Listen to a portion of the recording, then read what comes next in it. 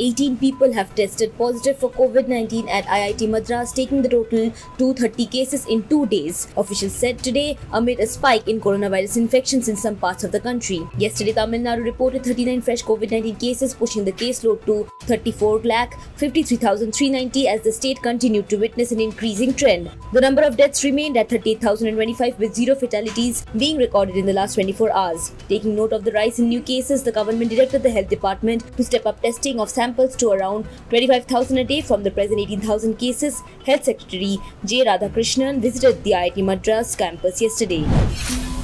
In another development in the Karnataka hijab ban row, the 2 students who had first petitioned the court to allow hijab inside classrooms were today turned away from the examination center of their final class 12 board examination after they insisted on taking the examination wearing burqas. Alia Asadi and Resham had collected their hall tickets and turned up donning burqas to take the exams at the Vidyodaya PU College in Udupi. They tried to convince the invigilators and the college principal for around 45 minutes, but were eventually not allowed any exception to the court order upholding the state government's ban. They were then seen leaving the premises without taking the examination. The exam, which began on Friday, will go on till May 18th.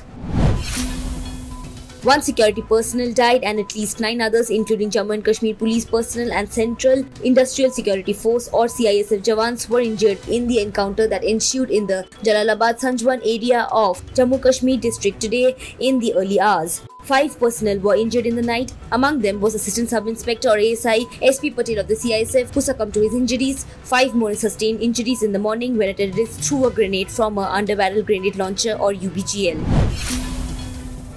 Prime Minister Narendra Modi said that India and the UK are working on a free trade agreement.